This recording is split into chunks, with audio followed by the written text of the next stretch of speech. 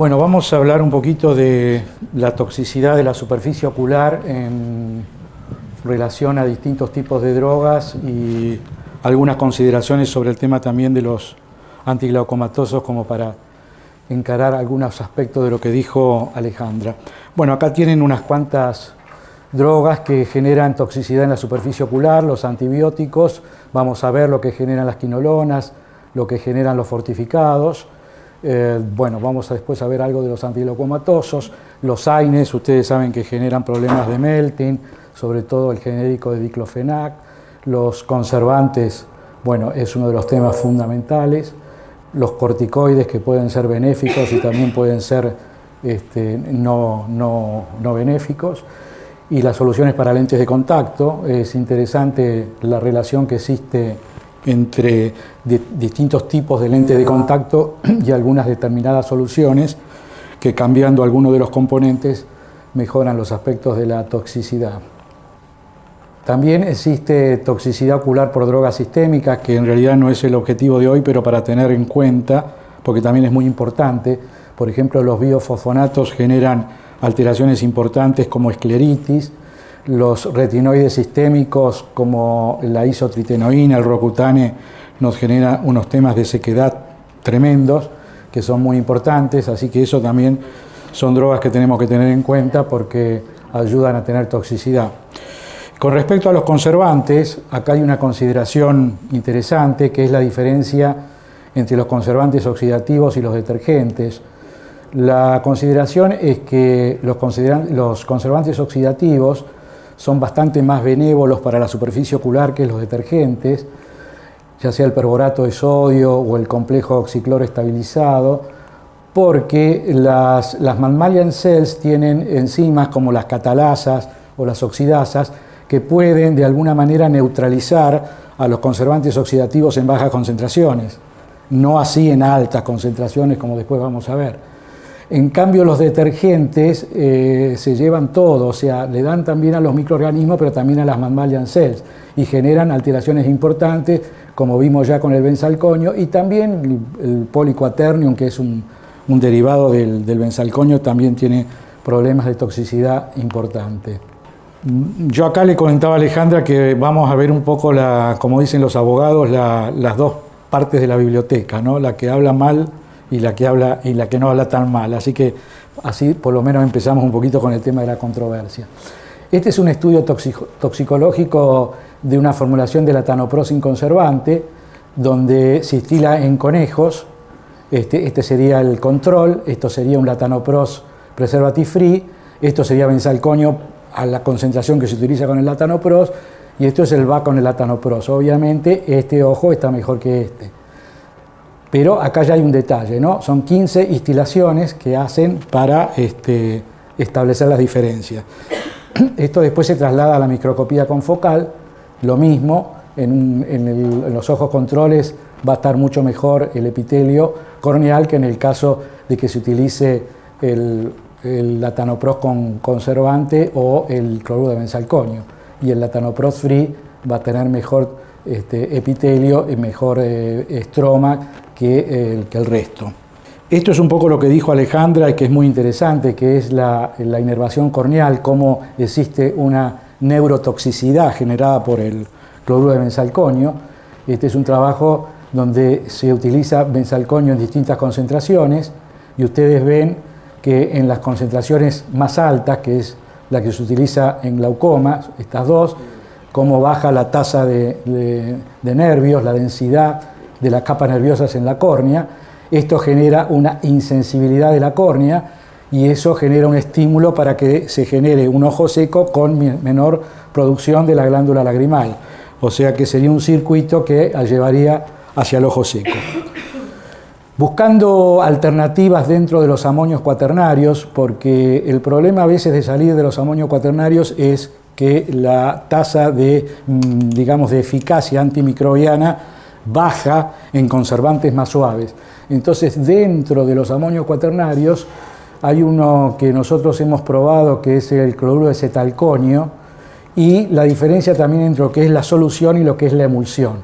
Entonces, ustedes fíjense que este sería el grupo control. Esto sería la solución de benzalconio, esto sería la emulsión de benzalconio, y esta es solución de cloruro de cetalconio y emulsión de cetalconio. Fíjense que la emulsión de cetalconio prácticamente es igual al PBS en las distintas capas. La concentración de cetalconio es 10 veces menor a la del benzalconio, exactamente 10 veces menor, con lo cual la toxicidad, por supuesto, es muchísimo menor. Y acá en esta citología de impresión, fíjense el control y fíjense la emulsión de cetalconio prácticamente es igual al control. La diferencia con, por supuesto, el benzalconio, que es con una cantidad de infiltrados inflamatorios mucho más importante.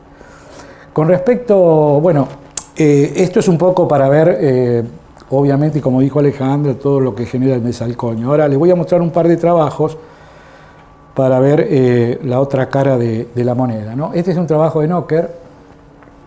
Acá tienen las concentraciones en las distintas drogas antiglucomatosas. Fíjense, el latanoprost, por supuesto, es el que tiene más benzalconio, 0.02, el timonol maleato 0.01. La dorzolamida tiene una concentración bastante baja de benzalconio, pero tiene un pH muy bajo y es una droga realmente tóxica.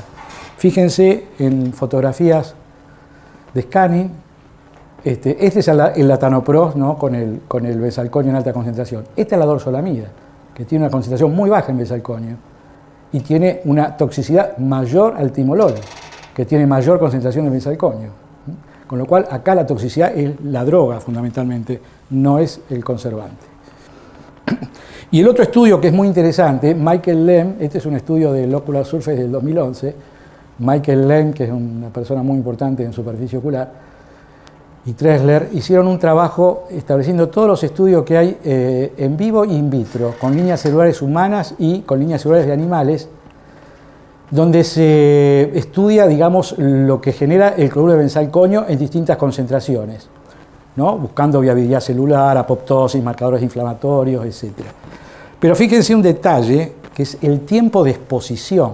Fíjense, 60 minutos, 24 horas, 16 horas, 30 minutos, 24 horas, 25 minutos, que en realidad no es la cantidad de tiempo que el benzalconio está sobre la superficie ocular. En el momento que ustedes ponen una gota, a los 30 segundos se diluye 8 veces, al minuto se diluye 16 veces y al minuto y medio 36 veces. Quiere decir que obviamente hay muchos trabajos que hablan de efectos deleterios, pero son con tiempos de exposición tremendamente prolongados. Esto no quiere decir que el benzalconio no sea tóxico, simplemente estoy tratando de ponerme en el medio y ver las cosas objetivamente para que ustedes puedan sacar una conclusión más exacta. Este es el otro, dentro del mismo trabajo, con los tiempos de exposición que también siguen siendo muy prolongados. Entonces, bueno, eso es una cosa que se puede charlar. Esto es ciclosporina, ¿no? La ciclosporina, ¿cómo se puede llegar a formular? Yo estuve, más o menos debo haber probado unas 10 o 12 formulaciones de ciclosporina hasta llegar a una que me conformó como para poder, digamos, llevarla al mercado. Porque las formulaciones de ciclosporina, la droga en sí es bastante tóxica, y las formulaciones también eran muy tóxicas. Esta, por ejemplo, es la clásica solución oleosa de ciclosporina, que nosotros la preparábamos en solución oleosa. Esta sería la solución aniónica, la emulsión aniónica que vendría a ser el réstasis, y esta es una emulsión catiónica nueva, que es la que anda mejor, porque parece que al ser catiónica se combina con el epitelio, que es aniónico, y entonces genera una tasa de epitelización mucho mejor que las otras. O sea que es una alternativa interesante para una droga que para nosotros es muy importante, como es la ciclosporina. Y esto sería lo anterior en microscopía confocal, lo mismo que la menor toxicidad es la de la emulsión catiónica con relación a las otras, ¿no? Y la menor cantidad también de células inflamatorias, fíjense, en relación a los otros. Bueno, esto es una cosa nueva, esto es de este año, del 2016, que es una queratopatía dendriforme generada por el poliquaternium, por el poliquat. Son 16 casos que se presentaron, la mayoría con OptiFree, que es una solución de lentes de contacto, y 4 o 5 casos con el Cistane, que todos tienen Poliquat como conservante. Y fíjense que lo interesante de esto es que tiene este tipo de queratopatía dendriforme, y varios casos de estos fueron tratados como acantoameba o como herpes simple. Y en realidad lo que lo estaba generando era el Poliquat.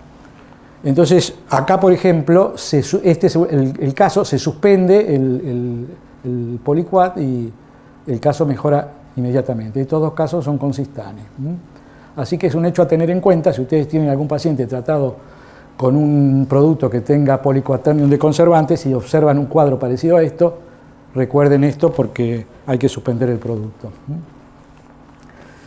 Este es el colirio fortificado, ¿no? O sea, el signo, le llaman el signo del up and down, porque acá se utilizó gotas de gentamicina y de cefuroxima fortificadas. Por supuesto, acá uno está tratando un absceso de córnea, usa colirio fortificado, lo que trata es resolver el problema del absceso y se olvida de la toxicidad, ¿no? Entonces, el colirio acá se está colocando en el fondo del saco conjuntival inferior. Fíjense la diferencia entre la hiperemia del fondo de saco conjuntival inferior en relación a la superior. Y directamente acá lo que hay es una úlcera de la conjuntiva. Los colirios fortificados son tremendamente tóxicos, porque uno los formula, los hacen así, digamos, y lo que uno mira ahí es si logra resolver el problema infeccioso, pero la toxicidad en estos casos es realmente tremenda. Esto es una cosa interesante porque es una toxicidad generada por mosifloxacina, una toxicidad muy importante porque es un adelgazamiento corneal que lleva casi a la perforación, luego de 4 semanas de mosifloxacina cada 2 horas, y después, bueno, al discontinuar la mosifloxacina, la córnea mejora. Y este es el otro caso, fíjense que prácticamente acá hay un desemetocele, y bueno, cuando se suspende la mosifloxacina se empieza a repitelizar.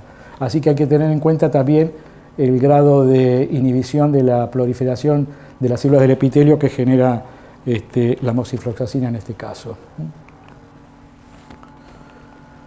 Este es un caso mío que busqué que es interesante porque es un herpes, como ustedes ven, muy importante. Son varias úlceras dendríticas múltiples. Un paciente que vino con este cuadro. Le di un antiviral que anduvo muy bien, se le fue todo. Yo creo que acá usé trifluorotimidina, si no me equivoco. Y por supuesto, cuando uno tiene uno de estos cuadros, le dice, bueno, siga con el antiviral porque tiene miedo a la recidiva. Entonces el paciente siguió 15, 20 días con antiviral y después viene con esto, que no tenía nada que ver con el herpes, que era directamente una queratitis tóxica. Por supuesto, suspendimos, le dimos ácido hialurónico y mejoró el cuadro. Así que también hay que tener en cuenta que los antivirales pueden tener una toxicidad realmente importante. Este es un cuadro muy interesante porque es una paciente que venía siendo tratada por pemfigoide, porque tenía un cuadro de metaplasia conjuntival típico de un pemfigoide, durante muchos años. Una paciente grande, ¿no? Con bastante demencia. En realidad lo que hacía esta señora era durante varios años, 3 o 4 veces por semana, se lavaba los ojos con peróxido de hidrógeno al 3%. Con lo cual terminó, y como se le daban corticoides y lágrimas porque se pensaban que era un pemfigoide, se le terminó perforando el ojo. Digo que hacía un injerto, y acá tienen el resultado, ¿no? Falta la DSM, falta el endotelio, desemetocele, infiltrado inflamatorio. Así que, bueno, yo les decía que los conservantes oxidativos eran benévolos, pero en bajas concentraciones, no en peróxido de hidrógeno al 3%. Obviamente acá no va a ser benévolo. Y con respecto al tema de que las unidosis no resuelven todo, esto es un caso muy interesante porque esto se genera por gotas preservative free, por unidosis, y les voy a explicar por qué. Este es un paciente que tenía un queratocono y se le hace un injerto de córnea. Y se lo trata con dexametasona preservative free. Pero ¿qué pasa? Tiene un defecto epitelial persistente. Y la dexametasona preservative free tiene una concentración de iones fosfato muy alta en la solución buffer. Muy alta. Entonces, esos iones fosfato se combinan con los iones cálcicos que hay en la superficie ocular y se precipitan como calcificación. Y se genera esta calcificación profunda que comienza acá en la parte inferior, después sube a la parte superior y genera este cuadro que es prácticamente imposible de resolver. Entonces, hay muchas moléculas que son preservative free, dexametasona, timolol, lágrimas, ofloxacina, que tienen una concentración de iones fosfato muy alta, y hay que tener cuidado de no utilizarlas cuando hay un defecto epitelial persistente. Este es otro caso con una úlcera neurotrófica, que se la trataba también con una dexametasona de baja concentración o con un antibiótico, y bueno, también generó esta calcificación. Y con respecto a cómo podemos tratar una toxicidad de la superficie ocular, Alejandra habló del lotepregnol. El lotepregnol es una buena molécula. Acá hacen una comparación de acetato de prednisolona con lotepregnol. En córnea, prácticamente el mismo resultado. En un ojo seco inducido en ratas por cloruro de benzalconio, este sería el testigo. En córnea y conjuntiva, fíjense que anda bien, por supuesto, con prednisolona y anda muy bien también con el lotepregnol. En cambio acá, que es el vehículo, anda muy mal. Y la otra droga que es muy interesante para usar cuando ustedes tienen toxicidad, por supuesto tratar de evitar la droga que genera la toxicidad, después es el ácido hialurónico. Este es un caso donde se utiliza ácido hialurónico, se utiliza latanoprost con vehículo y latanoprost con ácido hialurónico. Este es el control, y este que es el que se utiliza con ácido hialurónico, fíjense que prácticamente es muy parecido al vehículo. Así que es otra buena alternativa de droga para cuando ustedes tienen un problema de toxicidad. Así que bueno, esto es un poco lo que yo quería transmitirles. Gracias.